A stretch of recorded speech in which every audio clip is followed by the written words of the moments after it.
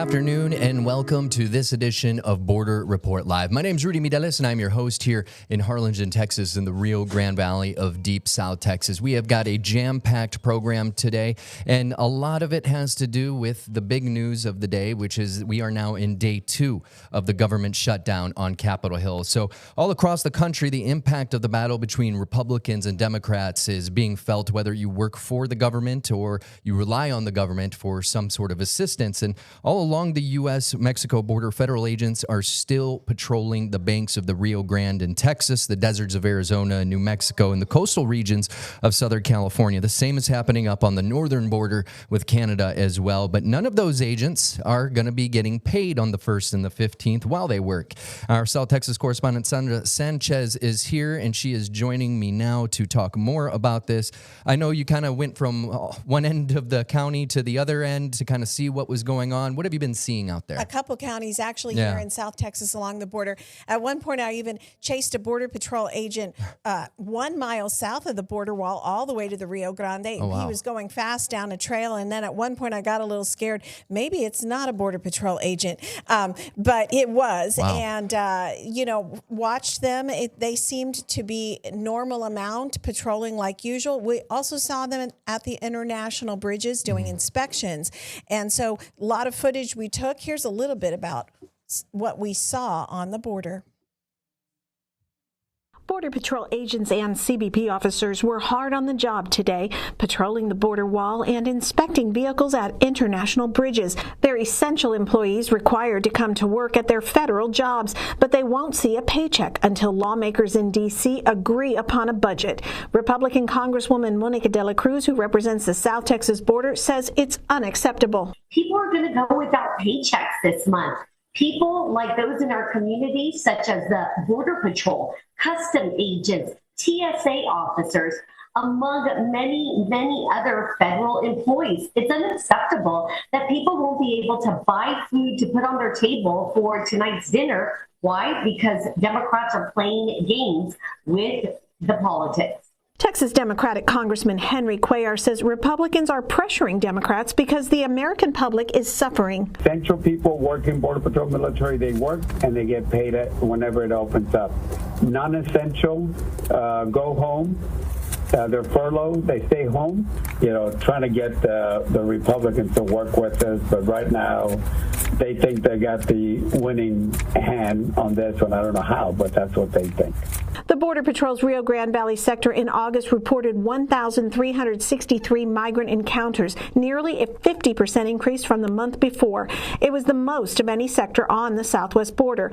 Border Patrol agents rely on help from local law enforcement through a program called Operation Stone Garden that pays local police and sheriff's deputies for overtime to help patrol the border lands. Cuellar, who is on the House Homeland Security Appropriations Committee, says the program just recently paid $90 million to law enforcement partner agencies, but it's uncertain how much of those funds were actually distributed before the shutdown began. And Rudy, in addition to that, in President Trump's big, beautiful bill, $450 million has been allocated for Operation Stone Garden. Mm-hmm. Those, all the funds are frozen in time at this point as we're waiting for the government to reopen. What Congressman Cuellar told me is that the $90 million was distributed to the various sheriff's departments, the various county organizations, say Hidalgo County, which then distributes it to the law enforcement agency partners within its various county. And so it's uncertain exactly whether the check got to the counties, specifically within Texas, and whether they've distributed them. All the money apparently was sent on Monday, and the shutdown happened on Tuesday. Yeah, and just a little background for folks, again, on Operation Stone Garden. It basically gives some extra resources and funding to local PDs and sheriff's offices across the border to kind of help federal agents with immigration and immigration and border security. And so, a lot of counties, a lot of smaller municipalities, we're talking Roma, Rio Grande City, out on the west part of the Rio Grande Valley in Starr County, a lot of those smaller departments really depend on those funds, not just to, do their part in Operation Stone Garden, but it's also, another officer they can have in their streets. So I did want to ask you, because Congressman Cuellar mentioned essential and non-essential workers. We hear those two terms all the time. Even when I was a federal employee over a decade ago, we had questions. Are we essential? Are we non-essential when the threats of a government shutdown? Can you kind of define what the difference is between those two categories? Yeah, and this is very confusing time for everyone because Congressman Cuellar, has said there are two types of employees, essential and non-essential, like you mentioned. All the Border Patrol agents are considered essential workers. These federal law enforcement agents like FBI agents, DEA, they are required to be on the job. But some of the support personnel who might hang back at the office might be considered non-essential, and they're sent home. And the difference is everyone is supposed to get paid when this is over, but the essential workers are physically on the job. So he said what's lost is productivity. But here's what's interesting, because I was speaking to a CBP officer yesterday who said there's actually three categories of workers. And he said there is exempted, there is accepted, and there is non-essential. We've already talked about non-essential. He is an accepted worker. He was at the office, but can't do a lot of things in the field that he would normally do. No travel. No trips, no expenses at this point because he's not an agent in the field. And so, but, when I asked Congressman Cuellar, he said that's rhetoric. There are two categories of workers. So, at this point, it's really hard to wrap your head around, are there three categories of workers? Are there two categories of workers? I did get a statement from CBP Commissioner Rodney Scott late yesterday. It said, quote, "Rest assured, CBP continues to report for duty and protect America 24/7, 365, regardless of the failures in the legislative branch.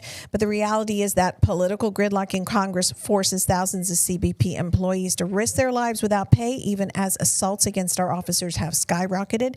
The men and women of CBP stand the line regardless, but they should never be treated as pawns in political games. CBP will continue to do our duty, protecting America and the American people, no matter the politics in Washington." The statement itself had a little political spin within it, just a bit. That's a statement. And just to reiterate, there are about 19,000 to 20,000 Border Patrol agents. They patrol in between U.S. ports of entry for anyone who may be trying to cross into the country illegally without permission. They're the guys and gals in green.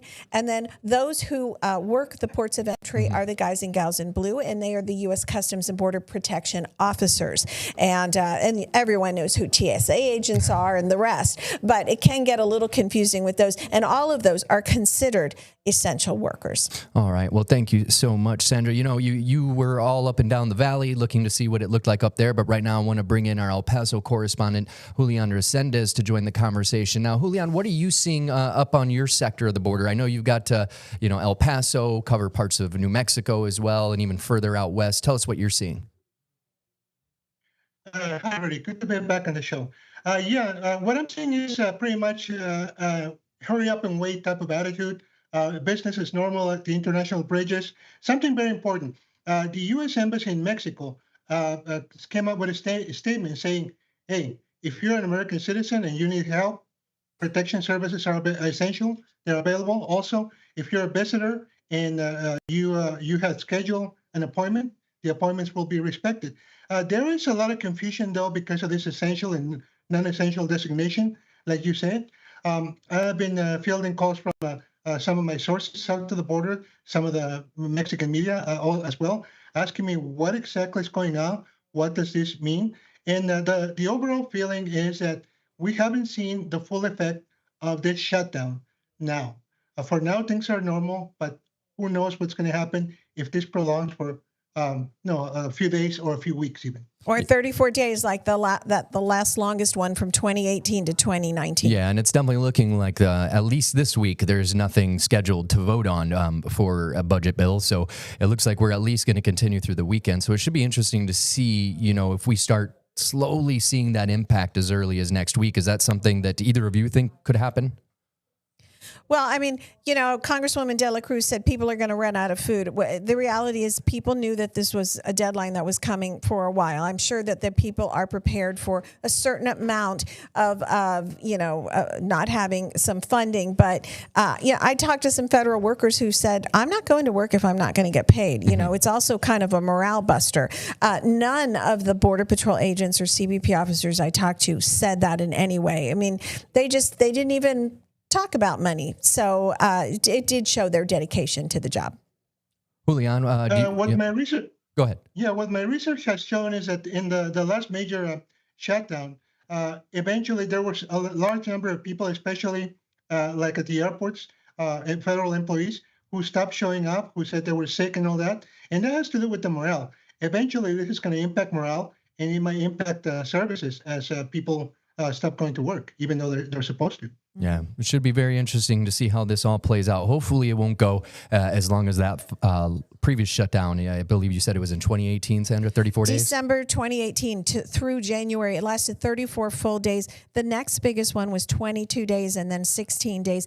There's a loophole in the law that's since 1980. That's what's kind of allowed and triggered these shutdowns. We never saw them before. We've talked about this. I'm from Washington, D.C., and, the Beltway does shut down when things like this happen. Yeah, it was. I was considered an essential worker at one point, and I just remember hearing and seeing, and things start to kind of slow to a creep in that DMV, the DC, Maryland, Virginia area, when even just the talk of a shutdown is on the way. And Julian, you couldn't be more right when it comes to morale. I know the conversations that some of these folks are probably having. What they're probably telling us is one thing, but those conversations they're having behind closed doors, I can almost guarantee they're singing a little bit of a different tune without any bosses standing over them.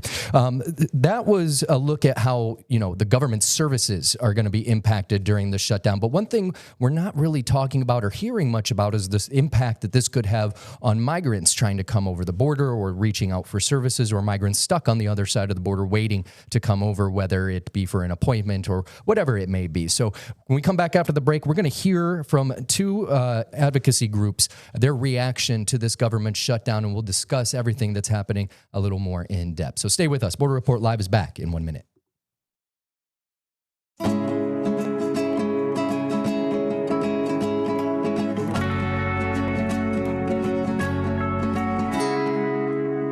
And welcome back to this edition of Border Report Live. My name is Rudy Mireles. I'm your host here in Harlingen, Texas, in the Rio Grande Valley of Deep South Texas. Today's topic, the government shutdown. Day 2, we're now in the thick of it, and with no clear end, at least in the immediate future in sight. And one of the things we wanted to discuss was the impact this is having on migrants, whether they be across the border, on this side of the border. We're going to start by looking at a couple statements from two advocacy groups, starting with the Haitian Bridge Alliance, who said, immigrants cannot afford more delayed access to justice, reunification with loved ones, or the protections they desperately need. We call on leaders to prioritize the dignity and humanity of those caught in the middle. Also, with a statement today, America's Voice, who says undocumented immigrants are at the forefront of this administration's deportation agenda and continued to be its preferred scapegoat.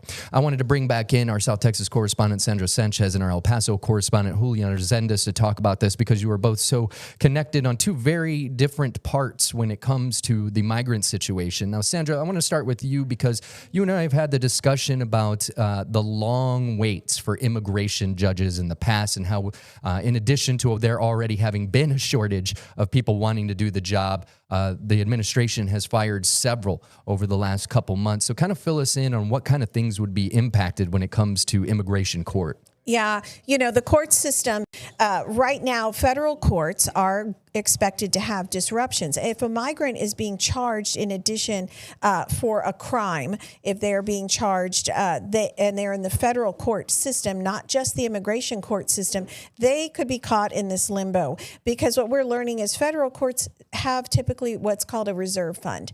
And once it runs low or it runs out, then these cases are going to be scaled back and they're going to take them them by priority. And so a migrant who is charged with a minor crime is likely not going to be a case that they're going to bring up.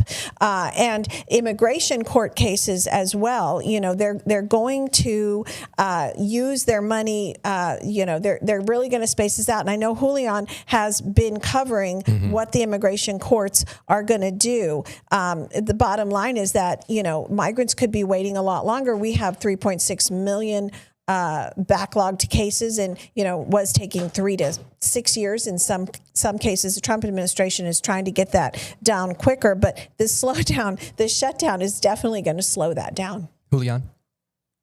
There's a lot of anxiety, especially not only on the activist front, but also on the legal front. Those who regularly defend migrants from, like Sandra said, minor charges, such as illegal entry, perhaps some forms of illegal reentry, they're not going to get the priority. They may just linger in detention for a while longer. I know that the criminal cases, the prosecutions are going to take priority. So they could end up waiting a little bit longer. So like I said, there's the anxiety on the activist front. There's the anxiety on the part of the migrants themselves who are waiting a court process or who don't know what this shutdown is going to bring to them. And there's also an element of danger in all of this. And what I mean is this, like I mentioned a while back, there's a lot of confusion. And in the confusion, some law enforcement officials are fearful that the smugglers are going to start saying in Mexico, hey, the federal government in the U.S. is not working. Now's the time. Come with us. We'll take you over. So this eventually may lead to a spike in illegal entry attempts with the false pretense that Border Patrol is not on the job when we know that they're on the job. And, here in the Rio Grande Valley, in the month of August, we were the #1 sector for the Border Patrol for migrant encounters, over 1,300, and followed by El Paso, where Julian is. So, it shows that the Border Patrol agents, CBP officers, have to be on their toes and they have to be watching. They can't let up. Another thing you mentioned, services relating to migrants, the E-Verify system, which every employer is required to put in a social security number or any kind of visa number if they're trying to hire someone. It is down now under this shutdown. And so if there is any kind of discrepancy or a number is entered incorrectly or it comes up with any kind of question, those questions are not going to get answered or resolved, and those employers and that potential employee are just going to be waiting. And many migrants who do have work authorization fall in this category, and they will, legally cannot work. Yeah, it'll be interesting to see a little bit if there's any fallout too, because that's another demographic, if you will, that we haven't even touched on is the business owners that have to do that because it's a requirement. I remember when I started working here, I had I think 3 days. I-9, 3 days to get that information to our human resources department. So it's something, just another element to this to consider. Julian, I wanted to ask you because I know you have your thumb on the pulse of a lot of advocacy groups over in El Paso that help on both sides of the border. Some of those on this side of the border kind of rely on federal grants to kind of do their work. Have you heard anything from folks on this side of the border about any potential concerns that they may not have the money to continue doing the work that they've been doing? I think that has been a concern since January 20th when President Trump took over. I think that's a reality that they have to live with. We have not heard of any new concerns. There might be some. But the writing was on the wall already since January 20th. That's what I can tell you. And they already eliminated much of the funding for the FEMA Shelter and Services Program, which is a lot of the money that many of these migrant advocacy groups use to reimburse them for transportation costs, water costs, housing costs, where they and so the money pretty much has been scaled back. Now, I wanted to ask Sandra, I know you also speak to a lot of different advocacy groups down here in the Rio Grande Valley. One name that just kind of popped in my head now was Sister Norma Pimentel. Have you discussed any of this with her? Have you heard from her? She's one of the director of the Humanitarian Respite Center run by Catholic Charities in the Rio Grande Valley. She's actually in Rome right now and just presented the Pope Leo, with a painting that she had made Oh, wow. today.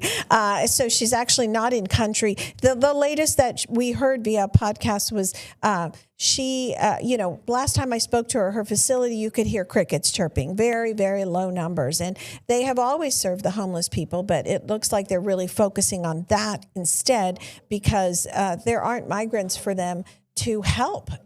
Used to be a line of taxis that would ferry people who were released from DHS and went to the Humanitarian Respite Center for some help, some toiletries, a little rest, some food, and then they would put them in taxis, send them to the airport, or maybe to the bus station, which was across the street. They'd walk them in lines. None of that. The downtown area near the facility is empty and has been. And, under this administration, they are very proud. They announced, there's zero catch and release, which is what they're calling it. They're not allowing people to come in on humanitarian parole and release them. So.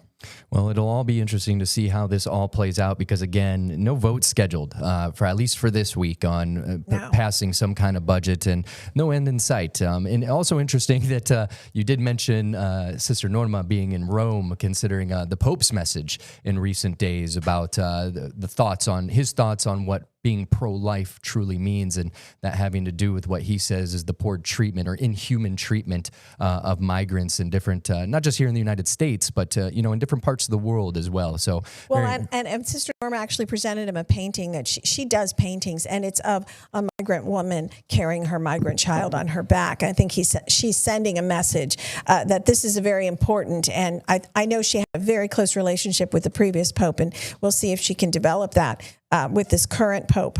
All right. Well, thank you both so much.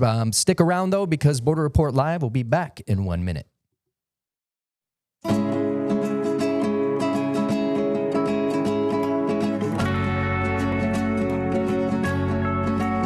Welcome back to this edition of Border Report Live. My name is Rudy Mideles here in Harlingen, Texas, in the Rio Grande Valley of South Texas. Do have one headline I wanted to do before we bring back in our El Paso correspondent, Julian Resendez, and that is that President Donald Trump has officially today declared drug cartels operating in the Caribbean as unlawful combatants. He says the United States is now in a, quote, non-international armed conflict.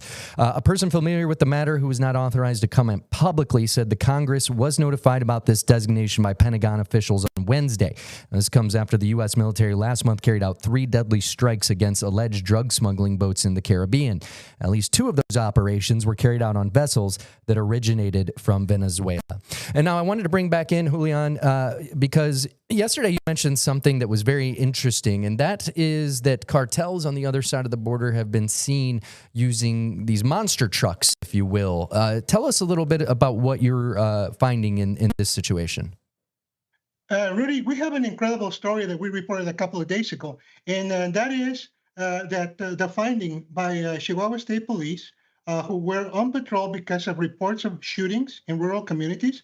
So they went in a caravan, heavily armed with helicopter and drone escorts, and they found not only some marijuana ranches, but also they found one of these vehicles. The vehicle that you see on your screen was found in right next to what they call a cartel camp, which is a place where drug traffickers station sentries so they can guard the drug fields.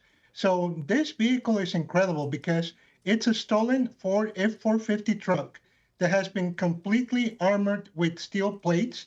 You see the inside right now. What you see there is a pylon, and it was used, I am told, as a stand for a 50 caliber Browning machine gun, a machine gun capable of shooting aircraft such as helicopters and bringing them down.